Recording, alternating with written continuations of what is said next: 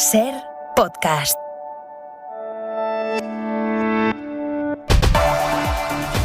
La noticia inquietante de la tarde la ha generado un avión ruso que ha chocado con un dron estadounidense en aguas internacionales del Mar Negro. Esta es la versión de Estados Unidos. Rusia, sin embargo, acaba de negar que se haya producido el contacto. Es un incidente y es una contradicción de versiones que, en principio, no debería tener más consecuencias, pero en el delicadísimo momento geopolítico en el que estamos, todo hace saltar las alarmas. Ángel Villascusa, ¿qué sabemos? Buenas tardes. ¿Qué tal? Buenas tardes. El Departamento de Estado ha convocado ya al embajador ruso en Washington esta misma tarde por el incidente, uno de los encuentros directos más graves entre Rusia y Estados Unidos en los últimos años. La situación es más tensa si cabe porque se ha producido sobre el Mar Negro, uno de los escenarios principales de la guerra en Ucrania. Según Estados Unidos, un dron militar de gran tamaño estaba haciendo un vuelo rutinario en el espacio aéreo internacional cuando dos cazas rusos lo han interceptado, se han puesto delante de él, han arrojado combustible y se han acercado hasta tocar la hélice del dron, lo que ha provocado que se estrellase contra el mar. Estados Unidos califica esta maniobra de insegura, poco profesional e imprudente. El ejército estadounidense señala que el incidente sigue un patrón de acciones peligrosas de los pilotos rusos y que puede conducir a un error de cálculo y a una escalada de tensión entre las partes. En un comunicado, el Ministerio de Defensa ruso niega esta situación, dice que sus cazas no tuvieron contacto con el dron ruso, que llevaba este dron los elementos de reconocimiento apagados y que el dron se estrelló contra el mar de manera automática. Hay media hora, 25 Deportes. Gallego, buenas tardes. Buenas tardes. El caso Negreira será instruido por la Fiscalía Anticorrupción. Es una decisión del fiscal general del Estado debido a la complejidad, relevancia y repercusión pública del caso. Y otra noticia de la tarde. Marruecos ha anunciado por sorpresa que se une a la candidatura de España y Portugal para organizar el Mundial de Fútbol del año 2030. Y recuerdo que tenemos Champions, octavos de final, partidos de vuelta, Manchester City, Leipzig y Oporto, Milán.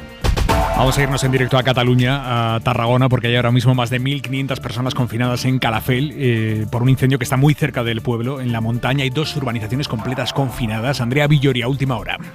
Sí, los bomberos llevan trabajando en este incendio desde las 6 de la tarde. Ahora mismo afecta a unas 13 hectáreas según los agentes rurales.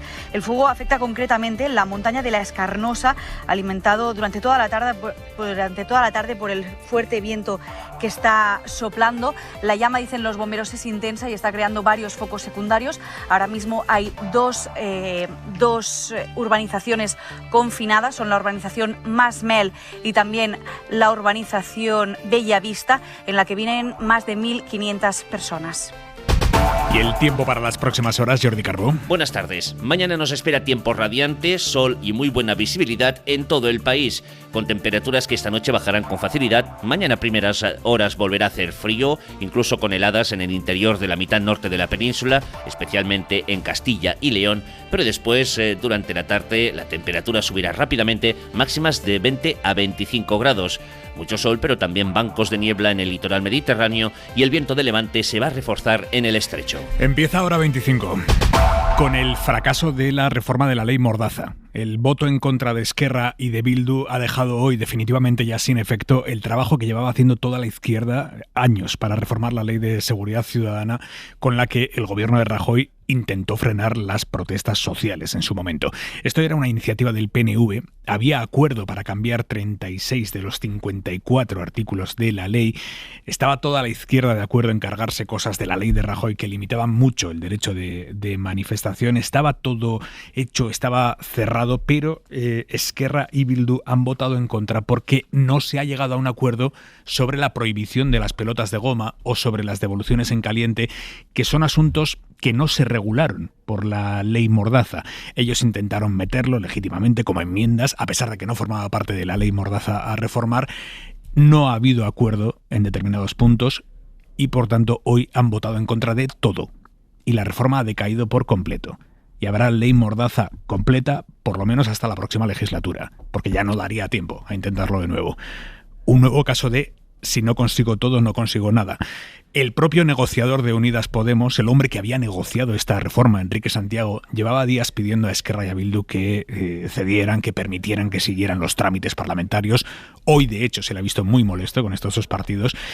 Viendo que esta reforma iba a decaer, Podemos ha votado a favor, pero ha empezado a responsabilizar en las últimas horas al PSOE de este fracaso. ya que iba a caer, se podía sacar rédito en la contradicción interna en el gobierno culpando al PSOE, pero el propio negociador de Unidas Podemos, Enrique Santiago, ha salido esta tarde a decir que no, que los tiros no van por ahí, que en la ley Mordaza no se dice ni una palabra de las pelotas de goma y que no haber llegado a un acuerdo sobre eso no justifica 4 años más de la ley Mordaza, que es lo que va a pasar. Esto lo dice el negociador de Unidas Podemos. Información de David Junquera. Según la parte Moncloa-PSOE, el pelotazo a la derogación tiene culpables. Esquerra Republicana y Bildu. Ellos sabrán cuáles son sus explicaciones. Las explicaciones son estas. La maravillosa propuesta que supuestamente deroga la ley Mordaza sigue permitiendo esto. Flashes disparados porque Rufián muestra una imagen de la valla de Melilla. Que son devoluciones en caliente. Pero es que también sigue permitiendo esto. Y flashes de nuevo porque hay más. Que es sacarle un ojo a la gente. Los otros responsables de la negativa la explican con metáforas. Merche Ispurua de Bildu y Joan Baldoví Compromís. Euskal Herria Bildu no será cómplice de una ley Mordaza descafeinada. Yo creo que no tendría sentido una operación de cosmética con la ley Mordaza. Una parte de Unidas Podemos carga contra ellos, en especial contra Esquerra y Bildu, Asens y Santiago. Son ellos los principales responsables de que no podamos debatir sobre la derogación de la ley Mordaza. La comisión donde se ha hundido el proyecto, la derecha y la ultraderecha aplaudían y daban saltos de alegría. Pero la otra parte de Podemos señala a su socio de gobierno. Lamentablemente el PSOE no ha querido andar ese último tramo del camino. El PSOE, en concreto su portavoz, sí anda raudo para responder. Echenique, en vez de hacer tantas declaraciones, debiera pasarse de vez en cuando por las comisiones. Los socialistas defienden que estaba todo listo para que la ley de seguridad ciudadana dejara de ser Mordaza. Es decir, habíamos acordado y cambiado todo. Lo demás son excusas. Precisamente Moncloa excusa el nuevo desencuentro y asegura que la reforma era cosa del PNV. Los precios de los alimentos subieron en febrero un 16,6% respecto al mismo mes del año pasado. Es casi un punto más que en el mes de enero. Es la tasa más alta de la serie histórica, que empezó en el año 94. La rebaja del IVA a algunos alimentos no ha conseguido frenar la escalada de la cesta de la compra. El dato general de inflación, más allá de los alimentos, el dato general está en el 6%. Ya son 2 meses subiendo. Jordi Fábrega. Los datos de febrero significan que la inflación sube por segundo mes consecutivo. Esta vez lo que más se ha incrementado es el precio de la electricidad, pero también los alimentos siguen sumando y sumando alzas de precio hasta acumular un encarecimiento del 16,6% en el último año. En la cesta en general, en los productos de alimentación es lo que más sube. Cada día que vas a comprar hay algo que sube y no un céntimo ni 2. Por 20, 30 euros te llevas 3, 4 cosas. Hay múltiples ejemplos. Las legumbres, por ejemplo, han subido un 11% su precio solo en febrero, la fruta fresca un 5,2%. Solo el mes pasado el conjunto de los alimentos se encareció un 2% respecto a enero, pese a la rebaja del IVA. Lo que te quitan por un sitio te lo ponen por otro. Como si no hubieran hecho nada. Había bajado el IVA supuestamente. Y algunos alimentos que en enero habían bajado de precio precisamente por esa rebaja fiscal, ahora han recuperado lo que habían caído. La leche se había abaratado un 1,6% en enero, ahora ha subido un 1,7% en febrero. O el pan, que había bajado un 0,2% en enero, ahora ha subido un 0,8%. Coincidiendo con la publicación de este dato, hoy Mercadona ha presentado resultados. Ganó el año pasado 718 millones de euros de beneficios, que es un 5,5% más que el año anterior. Y durante la presentación de este dato, Juan Roch, el presidente de la empresa, ha reconocido que los precios han subido, dice, y es literal una burrada, pero asegura que es lo único que podían hacer ante la subida de los costes. Si es que a los tenderos no nos gusta subir los precios, lo que nos gusta es bajarlo. Es más, si es que Mercadona dice SPB, el otro día me cogió una cliente y dice SPB siempre precios bajos y usted hace SPA siempre precios altos. Digo, pues ya lo sé, señora, sí, y aparte de todo, que tiene razón, que hemos subido una burrada los precios, si tienen razón. Y claro, ¿qué es lo que hay que hacer? Es que, ¿por qué hay que subir? Es que hay que hacer sostenible para toda la cadena de montaje. Si nosotros no hubiéramos subido los precios, el desastre que hubiéramos generado en la cadena de producción hubiera sido impresionante. Rocha ha defendido los beneficios empresariales, dice que son necesarios porque permiten pagar más impuestos y mejorar los sueldos. Y sobre sacar al mercado una cesta básica de productos con precios topados, como voluntariamente van a hacer algunas cadenas en Francia tras su acuerdo con el gobierno, Juan Roch no lo ve. Esto funciona con oferta y demanda y lo demás pues son brindis al sol, ¿no? Es imposible. Es decir, como que el agua no moja. Nosotros decimos mañana 30 productos no se sube el precio de venta y pasado mañana pueden subir los precios por cualquier acontecimiento que haya surgido. Y nosotros la única forma que haríamos, y no estamos dispuestos a hacerlo, es compensarlo en otros productos. Ante esto, 718 millones de euros de beneficio el año pasado. Ante datos como este, Unidas Podemos sigue insistiendo en su propuesta de limitar de alguna forma la cesta de la compra, pero desde el ala socialista se mantienen que las medidas que ya están tomadas son efectivas. Pablo Echenique y Isabel Rodríguez. Hay que tomar de una vez la decisión de intervenir la cesta de la compra. Urgimos al socio de coalición a que acepte caminar ese camino, porque cada vez es más difícil para la gente ir al mercado. El Gobierno ha abordado esta cuestión desde el máximo rigor, con medidas que están siendo efectivas para contener la inflación. Hoy España sigue estando entre las zonas más bajas de nuestro entorno. Lo que se han acordado los socios de Gobierno es la reforma de las pensiones. Mañana los sindicatos van a reunir a sus ejecutivas y, salvo sorpresa mayúscula, anunciarán su sí a esta reforma. Los empresarios se mantienen justo en el sitio contrario, que es en el no. Antonio Garamendi, el presidente de la patronal, transita además por la senda que abrieron ayer algunos en su organización al hablar del aumento de las cotizaciones actuales como algo que se lleva el Gobierno. Eso dijeron ayer desde la COE para referirse al aumento de ingresos en el sistema de pensiones, y hoy Garamendi ha acusado al Ejecutivo de aprobar un impuestazo por afán recaudatorio. Porque lo que se ha hecho es un impuestazo al empleo y un recorte enorme a la atracción de talento en este país. Todos esos planteamientos que se han hecho desde el punto de vista recaudatorio, puramente recaudatorio, básicamente van en la dirección de no tener el talento necesario en nuestro país y de atraer ese talento. Esta reforma de la que la COE se descuelga, en principio, irá el jueves a un Consejo de Ministros extraordinario. El Gobierno la aprobará allí. Después tendrá que ir al Congreso, donde habrá que ver qué hace el Partido Popular con un asunto tan delicado.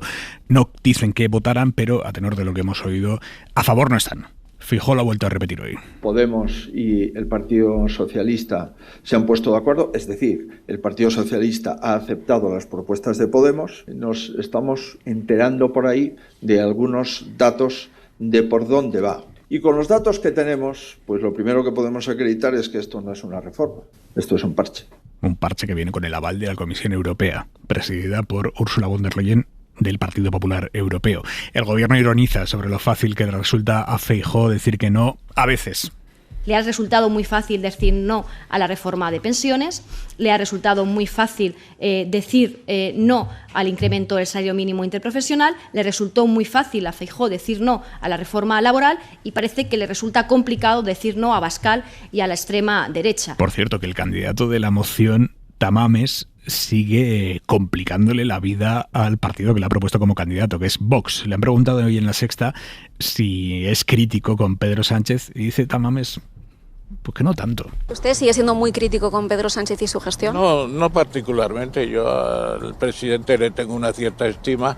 Le regalé mi estructura económica de España y me contestó con una carta muy correcta y muy cordial. El gobierno de Estados Unidos ha abierto una investigación sobre la quiebra del Silicon Valley Bank para aclarar si los directivos han cometido algún tipo de irregularidad. El presidente Biden ya dijo ayer que los responsables de la quiebra rendirían cuentas y ahora el foco se pone en el CEO del banco, el director ejecutivo, por vender más de $2 millones en acciones del banco 2 semanas antes de la quiebra. No fue el único directivo que se deshizo de acciones, así que el Departamento de Justicia lo va a investigar. Washington, Sara Canals. Buenas tardes. Sí, hay 2 investigaciones en curso. Por un lado, la del Departamento de Justicia y por otro lado, la de la Comisión de Bolsa y Valores, una agencia que depende del gobierno americano. Son investigaciones que, según indican aquí los medios estadounidenses, están en fases preliminares y que pondrán el acento en las acciones que los ejecutivos del banco vendieron días antes de su quiebra. Ejecutivos encabezados por el CEO Greg Becker, pero también se examinará el rol que tuvieron otros responsables financieros. Este tipo de investigaciones a empresas o bancos que sufren grandes pérdidas y de forma drástica no son poco frecuentes, pero el pánico que ha generado la quiebra de Silicon Valley Bank y que aún persiste hace que todas las miradas estén puestas en la gestión de Greg Becker y el malestar se ha instalado también en la clase política, con algunos líderes exigiendo que los ejecutivos del banco devuelvan el dinero que ganaron con la venta de estas acciones. Movimientos judiciales mientras el sector bancario recupera la calma poco a poco. Esta tarde el IBEX y el resto de bolsas europeas han terminado en verde y además la perspectiva de que la quiebra del Silicon Valley Bank frene la tendencia de la subida de tipos de interés ha tenido otra consecuencia, que es que el Euribor diario ha bajado muchísimo. Pablo Anzola. Este terremoto financiero de los últimos días ha provocado de hecho su mayor caída de la historia. El Euribor ha retrocedido hasta el 3,5%, todo en un día en el que la calma parece haber vuelto a los mercados tras la tormenta de ayer. Aquí en Europa los gigantes financieros se van recuperando, con los bancos españoles a la cabeza de ese rebote. Si ayer algunos nombres propios como Sabadell se hundían hasta un 10% en bolsa, hoy las subidas son de un 3, un 4% entre los principales bancos del IBEX. Este paisaje de vuelta a la calma se replica exactamente igual en Wall Street. Allí algunos bancos pequeños y medianos que caían a plomo por miedo al contagio de los problemas están recuperando hoy impulso con subidas que llegan incluso al 30% en algunos casos. Con todo, parece que el pánico abandona los mercados, también en el epicentro de los problemas en Estados Unidos. Hora 25. Aimar Bretos. El PSOE y por Andalucía amenazan con llevar a los tribunales a la Junta de Andalucía por haber adjudicado a dedo al menos 117 millones de euros a clínicas privadas, amparándose en un decreto COVID que ya estaba derogado. Esto lo adelantó el diario.es. Era un decreto que el gobierno central aprobó en plena pandemia para permitir contratos de emergencia, pero el texto se derogó en mayo de 2021. Y la Junta ha ido aprobando prórrogas y ampliaciones de gastos sin control legal hasta sumar esos 117 millones. Tras las críticas de la oposición, la Junta ha anunciado que dejará de estirar estos contratos, que en junio, cuando terminen, volverá a la contratación normal. Radio Sevilla, José Manuel Revuelo. Aseguran que están estudiando la documentación de todos esos supuestos contratos hechos sin control legal y que alcanzarían los 117 millones de euros. La Junta asegura que todas las contrataciones son de acuerdo a la ley, están avaladas y fiscalizadas, aunque desde junio centralizarán los contratos de todos los hospitales. Argumentos que no valen a la oposición andaluza. Rafael Márquez del PSOE y Toni Valero de Izquierda Unida. No les quepa la menor duda de que si de ese análisis se termina constatando lo que hoy en día presumimos, vamos a ir al fondo de esta situación, tanto políticamente como judicialmente. Y a partir de ahí tomaremos las vías que sean necesarias, porque con el dinero público no se juega, y menos aún cuando jugar con el dinero público, como está ocurriendo, es jugar con la salud de los andaluces y las andaluzas. Y es que según publica el diario.es, la última de las prórrogas vencerá el último día de junio, fecha en la que la Junta, ante el revuelo provocado, ha anunciado ya que volverá al modelo anterior. La Fiscalía Europea ha archivado la investigación que abrió hace un año sobre las comisiones que cobró el hermano de la presidenta madrileña Isabel Díaz Ayuso en plena pandemia. Comisiones por un contrato de venta de mascarillas a la Comunidad de Madrid por 1,5 millones de euros. Isabel Villar. Tomás Díaz Ayuso cobró 280.000 euros por ese contrato, pero la Fiscalía Europea, que intervino por si había malversación de fondos comunitarios, no ha encontrado indicios suficientes de la comisión de un delito. Es lo mismo que hizo aquí en España la Fiscalía Anticorrupción. También archivó el caso porque entendía que no había pruebas de ninguna ilegalidad. Hora 25. Aimar Bretos. Primeras sensaciones de Rosa y Pablo. Dos alumnos de primero de bachillerato de Gijón que han probado hoy la nueva selectividad. Porque muchas veces al hacer ejercicios nos preguntamos para qué vamos a aplicarlo. Y entonces aquí se ve como más aplicado a la vida real y no como conceptos en sí, sin sentido. El hecho de que nos hagan ejercicios así, que se puedan aplicar a la vida cotidiana, por así decirlo, es un buen punto, porque antes eran más ejercicios o cuestiones y ahora van a ser más problemas que eso, que se puedan aplicar. 1.500 alumnos de toda España, como Rosa y Pablo, han participado hoy en una prueba piloto con la que el Ministerio de Educación quiere testar si los estudiantes se adaptan bien o no al nuevo tipo de exámenes que exigen menos memorización y más análisis y razonamiento. Si quieren probarlo, pueden entrar en cadenaser.com, hacer la prueba y saber si aprobarían hoy o no la nueva selectividad. ¿Lo aprobaría usted? Retado queda en cadenaser.com. Y el gobierno ha aprobado hoy un nuevo decreto para regular las apuestas en Internet. Cada hora que una persona pase en una web de este tipo tendrá que saltarle un mensaje obligatorio diciéndole cuánto dinero ha perdido, hora por hora, cuánto tiempo lleva jugado y qué cantidad ha apostado hasta ese momento.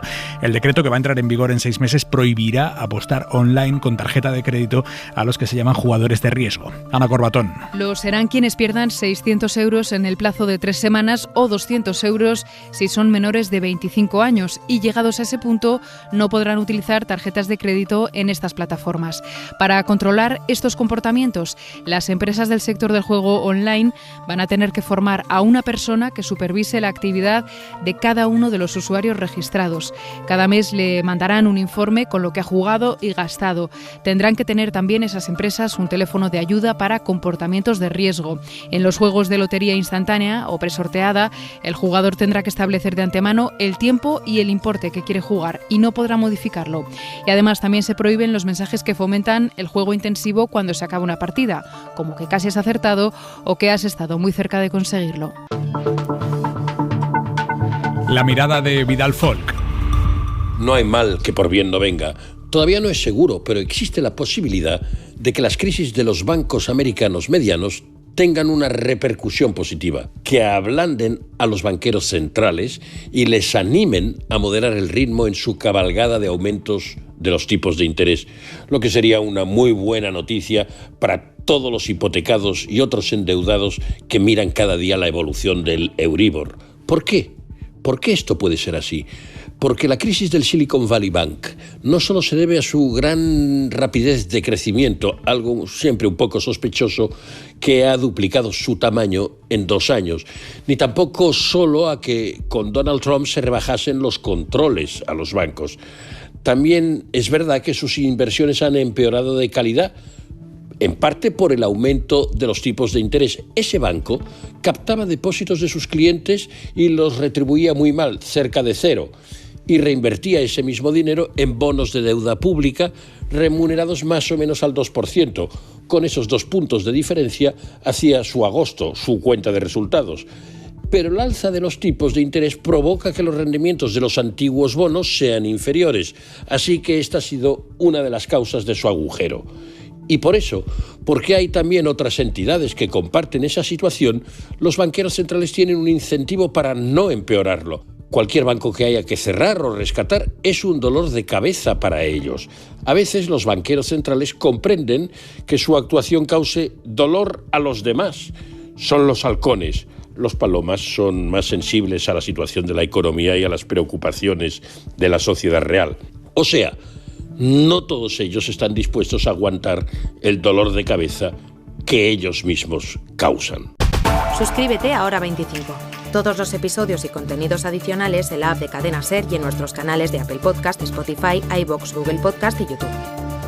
Escúchanos en directo en la SER de lunes a viernes a las 8 de la tarde.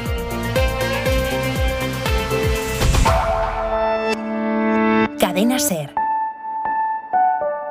La radio.